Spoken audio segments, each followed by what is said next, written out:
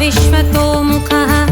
विश्वेश्वरो विश्वयोनिर्नियतात्मा जितेन्द्रियः कालाश्रयः कालकर्ता कालः कालनाशनः महायोगी महाबुद्धिर्महात्मा सुमहाबलः प्रभुर्विभुर्भूतनाथो भूतात्मा भुवनेश्वरः भूतभव्यो भवित्मात्मा भूतान्तःकरणः शिवः शरण्यः कमलानन्दो नन्दनो नन्दवर्धनः वरेण्यो वरदो योगी सुसंयुक्तप्रकाशकः वाक्प्राणपरं प्राणः प्रीतात्मा प्रियतः प्रियः नयः सहस्रपात्साधुर्दिव्यकुण्डलमण्डितः अव्यङ्गधारी धीरात्मा प्रचेता वायुवाहनः समाहितमतिर्धाता विधाता कृतमङ्गलः कपर्दी कल्पकृद्रुदः सुमना धर्मवत्सलः समायुक्तो विमुक्तात्मा कृतात्मा कृतिनङ्वरः अविचिन्तं व्यभूश्रेष्ठो महायोगी महेश्वरः कान्तः कामादिरादित्यो नियतात्मा निराकुलः कामः करुणिकः कर्ता कमलाकरबोधनः सप्तसप्तिर्चिन्त्यात्मा महाकारुणिकोद्यमः सञ्जीवनो जीवनाथो जगज्जीवो जगत्पतिः अजयो विश्वनीलयः संविभागो वृषध्वजः वृषकपिः कल्पकर्ता कल्पान्तःकरणो रविः एकचक्ररथो मौनी सुरथो रथिनङ्वरः अक्रोधनो रश्मिमाली तेजोराशिर्विभावसुः दिव्यकृत्तिनकृद्देवो देवदेवो दिवस्पतिः धीरनाथो हविहोर्ता दिव्यबाहु दिवाकरः यज्ञो यज्ञपतिः पुषा स्वर्णरेतः परावरः परापरज्ञसतरुणीर्अंशुमाली मनोहरः राज्ञः प्रजापतिः सूर्यः सविता विष्णुरंशुमान् सदा गतिर्गन्धबाहु विहितो विधिराशुगः पतङ्गः पतगः स्थाणुर्विहङ्गो विहगोवरः हर्यश्वो हरिताश्चश्च हरिदश्वो जगत्प्रियः चम्बकः सर्वतोमानो भवितात्मा विषग्वरः आलोककृल्लोकनाथो लोकलोकनमस्कृतः कालकल्पान्तको वह्निस्तपनः सम्प्रतापनः विरोचनो विरूपाक्षः सहस्राक्षः पुरन्दरः सहस्ररश्मिर्मिहिरो विधिधाम्बरभूषणः खगः प्रतर्दनो धान्यो हयगो वाग्विशारदः श्रीमाक्षशिशिरो वाङ्मी श्रीपतिः श्रीनिकेतनः श्रीकण्ठः श्रीधरः श्रीमान् श्रीनिवासो पशुप्रदः कामचारो महामायो महेशो विदिताशयः तीर्थक्रियावान् सुनयो विभवो भक्तवत्सलः कीर्तिः कीर्तिकरो नित्य कुण्डली कवचीरति हिरण्यरेतसप्तश्व प्रयतात्मा प्ररङ्तपः बुद्धिमान् अमरा श्रेष्ठो रुचिष्णो पातशासनः समुद्रो धनदो धाता मान्धाता कश्मलापः तमग्नो भ्रान्तः वह्निर्होतान्तःकरणो गुहः पशुमान् प्रयतानन्दो भूतेशः श्रीमातवरं नित्यादितो नित्यरथः सुरेशः सुरपूजितः अजितो विजयो जेता जन्मस्थावरदात्मकः जीवानन्दो नित्यकामी विजेता विजयप्रदः पर्यनोऽग्निस्थितिस्तेया स्थाविरो रथारूढ सर्वलोकप्रकाशकः ध्रुवो मेधि महावीर्यो हंसः संसारतारकः सृष्टिकर्ता क्रियाहेतुर्मार्तण्डो मरुतङ्पतिः मरुत्वन्दहनः स्पष्टा भागो भागोर्यमापतिः वरुणांशो जगन्नाथः कृतः सुलोचनः विवस्वान् भानुमस्कर्य कारणं तेजसंनिधिः असङ्गवामितिग्मांशूर्धर्मदीप्तधीदितिः सहस्रधितिग्भग्न सहस्रांशो दिवाकरः गभस्तिमान् विदितिमान् षड्विमान् अतुलद्युतिः भास्करः सुरकार्याज्ञ सर्वज्ञस्तिघ्नदीदितिः सुरज्येष्ठः सुरपतिर्बहु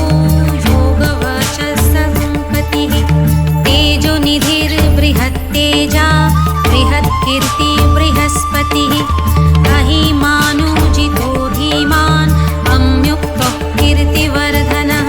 महावैद्य गणपति गणेशो गणनायकः तीव्रप्रतापनस्तापि तापनो विश्वतापनः पार्थाश्वरो ऋषिकेशः पद्मनन्दो विनन्दितः पद्मनाभो मृताहारः स्थितिमान् केतुमन्नवः अनाद्योऽन्तोऽच्युतो विश्वो विश्वामित्रो गृणी विराट् अम्युक्तो कवची वाग्मी कञ्चुकी विश्वभावनः अनिमित्तगतिः श्रेष्ठः शरण्यः सर्वतोमुखः दीर्घहिरेणुरसः समायुक्तः समाहितः धूम्रकेतुर्धर्मरतिः संहर्ता स्वयंमो यमः स्मृणतार्तिहरो वादी सिद्धकार्यो जनेश्वरः नभो विगाहनः सत्तः तामसः सुमनोहरः हरिहर्यो वायु ऋतु पालनद्युतिः सुखसेव्यो महातेजा जगतामन्तकारणं महेन्द्रो विष्णुतो स्तोत्रं स्तुतिहेतु प्रभाकरः सहस्रकल आयुष्मान् आरोषः सुखदः सुखी व्याधिः सुखदः सौख्यं कल्याणः कल्पिनां वरः आरोग्यकर्मणं सिद्धि वृद्धिर्सिद्धि बृहस्पतिः हिरण्यरेत आरोग्यं वित्तान् बन्धुर्भूतो महान् प्राणवान् धृतिमान् धर्मो धर्मकर्ता रुचिप्रदः सर्वप्रियः सर्वसः सर्वशत्रुनिवारणः प्रांशुर्विद्योतनो द्योतोः सहस्रकिरणः कृतिः केयूर्भूषणोद्भाषी भाषितो भाषणो नलः षडण्यतिहरो होता काद्युतः खगसत्तमः सर्वदोतो महाद्योतो सर्वदूतीकरो मलः कल्याणकल्याणाकरः कल्पः कल्पकरः कविः कल्याणकृतः कल्पवपु सर्वकल्याणभाजनः शान्तिप्रियः प्रसन्नात्मा प्रशान्तः प्रशमप्रियः उदारकर्मसूनय सुवर्चा वर्चसोज्ज्वलः वर्चस्वी वर्चशामीशस्त्रैलोक्येषु वशानुगः तेजस्वी सुषयंवर्णी वर्णाध्यक्षो बलप्रियः यशस्वी वेदनिलयस् तेजस्वी प्रकृतिस्थितः आकाशगः शीघ्रगतिराशुकः श्रुतिमान् खगः गोपतिर्गः देवेशो गोमानेकः प्रभञ्जनः जनिता प्रजगण्डीवो दीपः सर्वप्रकाशकः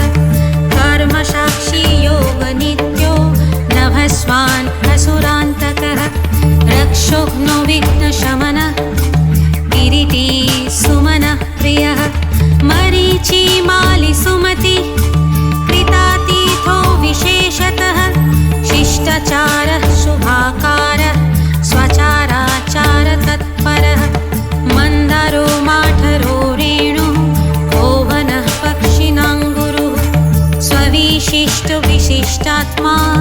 मेधेयो ज्ञानशोभनः महाश्वेताप्रियो ज्ञायः सामगो मोददायकः सर्ववेदप्रगीतात्मा सर्वभेदोकयालयः वेदमूर्तिश्चतुर्विदो वेदभृत् वेदपारगः क्रियावान् अतिरोचिष्णुर्वर्यांश्च वरप्रदः व्रतधारी व्रतधरो लोकबन्धुरलङ्कृतः अलङ्कारक्षरो दिव्य विद्यवान् विदिताशयः अकारभूषणो भूष्वो भूष्णुर्भवनपूजितः चक्रपाणिर्वज्रधरः सुवेशो लोकवत्सलः राज्ञपतिर्महाबहु प्रकीर्तिविकृतर्गुणः अन्धकारपः श्रेष्ठो योगवर्तो युगाधिकृत् अप्रमेयः सदा योगी निरहङ्कार ईश्वरः शुभप्रदः शुभशोभा शुभकर्मा शुभस्पदः सत्यवान् प्रीतिमानर्चो हकारो वृद्धिदो नलः बलभृत् बलगो बन्धुर्बलवान् हरिणाङ्वरः अनङ्गो नागरानीन्द्रः पद्मयोगिर्गणेश्वरः संवत्सरः ऋतुर्नेता कालचक्रप्रवर्तकः पद्मेश्वरः पद्मयोनिर्प्रभवो नरसतुतिः सुमूर्तिः सुमतिः सोमो गोविन्दो जगदादिजः पितवासः कृष्णवासः दिग्वासातीन्द्रियहरि अतीन्द्रनेकरूपात्मा स्कन्दः परः पुरञ्जयः शक्तिमान् सुरदृग्वशान् मोक्षहेतुर्योनिजयः सर्वदर्शोदितो दर्शो दुःस्वप्नाशुभनाशनः मङ्गल्यकर्तकर्णीवेगवान् कश्मलापः स्पष्टाक्षरो महामन्त्रो निशखो यजनप्रियः विश्वकर्मा महाशक्तिर्ज्योतिरीश विहङ्गमः विचक्षणो दक्ष इन्द्रः प्रत्यूह प्रियदर्शनः अश्विनो वेदनीलयो वेदविद् विदिताशयः प्रभाकरो जितरिपुः सुजनो ऋणसारथिः कुबेरसुरथो स्कन्दो महितो विहितो गुहः ग्रहराजो ग्रहपतिर्ग्रहनक्षत्रमण्डनः भास्करः सततानन्दो नन्दनो नन्दिवर्धनः मङ्गलोपथ्यमङ्गलवान् मङ्गलो मङ्गलापः मङ्गलचारचरितः शीर्णः सर्वव्रतो व्रतिः चतुर्मुखः पद्ममाली भूतात्मा प्रणतार्तितः अकिञ्चनः सत्यसन्धो निर्गुणो गुणवान् गुणी सम्पूर्णः पुण्डरीकाक्षो विधेयो युगतत्परः सहस्रांशुधृतपतिः सर्वसंसुमतिः सुभक् शुभामनो माल्यदामा घ्रीतहारो हरिप्रियः ब्रह्मप्रचेतप्रतीर्थः प्रतीतात्मा स्थिरात्मकः शतबिन्दु शतमघो गर्याण अनलप्रभुः धीरो महत्करो धन्यः पुरुषो पुरुषोत्तमः विद्याधराधिराजो हि विद्यावान् भूतिदस्थितः अनिर्देश्य वपुः श्रीमान् विश्वात्मा बहुमङ्गलः सुस्थितः सुरथः स्वर्णो मोक्षधारणिकेतनः निर्दन्दो दन्दः सर्गः सर्वगसम्प्रकाशयः दयालु शुष्मरि शान्ति हेमखेमस्थितिप्रियः भूतरो भूपतिर्वक्ता पवित्रात्मा त्रिलोचनः महावराः प्रियकृत् दाता भोक्ता भयप्रदः चतुर्वेदधरो नित्यो विनिद्रो विविधाशनः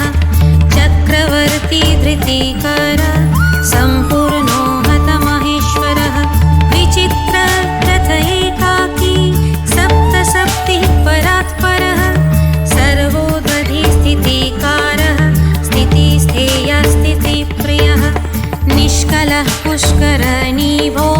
वसुमान् वसवप्रियः वसुमान् वासवस्वामी वसुराता वसुप्रदः बलवान् ज्ञानवांस्तत्त्वम् ओङ्कारस्त्रिषु संस्थितः सङ्कल्पयोनिधिर्नकृत् भगवान् करणवः नीलकण्ठो धनाध्यक्षश्चतुर्वेद प्रियं वदः वषट्कारो हुतं होता स्वाहाकारो हुताहुतिः जनार्दनो जनानन्दो नरो नारायणो बुधः स्वन्नाहु सुरसुरनमस्कृतः विग्रहो विमलो विन्दुर्विशुको विमलत्वतिः दोतिदो दोतनो विद्वान् विविद्वान् वरदो बली धर्मयोनिर्महात्महो विष्णुभ्राता सनातनः सावित्री भावितो राजा विस्मृतो विघ्नविराट् सप्तार्चि सप्ततुरग सप्तलोकनमस्कृतः सप्ननोह जगन्नाथ सुमना शुभनप्रियः सर्वात्मा सर्वकृत्सृष्टिः शक्तिमान् सप्तमी प्रियः सुमेधा माधवो मेध्यो माधवी मधुसूदनः अङ्गिरा गतिकालज्ञो धूमकेतु सुकेतनः सुखी सुखप्रदः सौख्यं कामिकान्तिप्रियो मुनिः सन्तापनः सन्तपनः आतपी तपसंपतिः उग्रश्रवासहस्रोष्ठः प्रियङ्कारो प्रियङ्करः प्रीतो विमुनरोधोदो जीवनो जगताङ्पतिः जगत्पिता प्रीतमाना सर्वस्वर्वगुहावलः सर्वगो जगदानन्दो जगन्नेता सुरारिः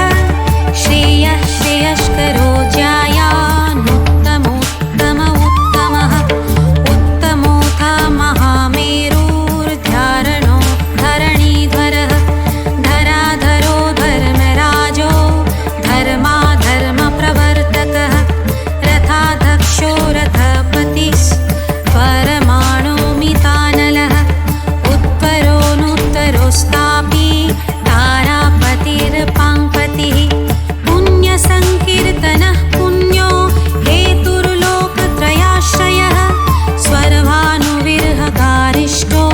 विशिष्टो कृष्टकर्मकृत् व्याधिप्राणाशनः क्षेमः शूरः सर्वजितम्बरः एकनाथो रथाधीशः शनैश्चरपितासितः वैवशत्वगुरु मृत्युर्धर्मनित्यो महाव्रतः प्रलम्बहार सञ्चारी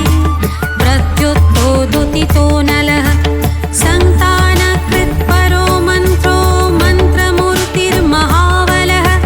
श्रेष्ठात्मा सुप्रियः शम्भोर्महातामीश्वरेश्वरः संसारगतिविच्छेता संसारार्णवतारकः सप्तजिह्वा सहस्राची रत्नगर्भोपराजितः धर्मकेतुरमे आत्मा धर्मवरप्रदः लोकसाक्षी लोकगुरुर्लोकेशश्चन्द्रवाहनः धर्मरूपः सूक्ष्मवायुर्धनुर्पुष्पर्णिधनुर्धरः पिनाकधीर्महोत्साहो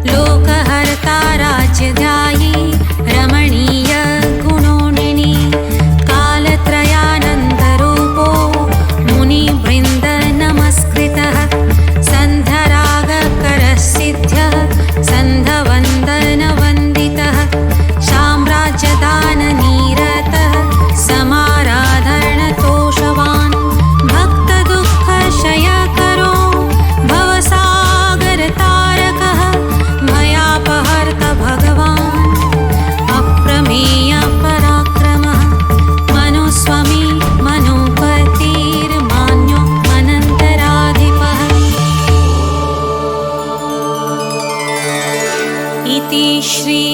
सूर्यसहस्रनामस्तोत्रं सम्पूर्णम्।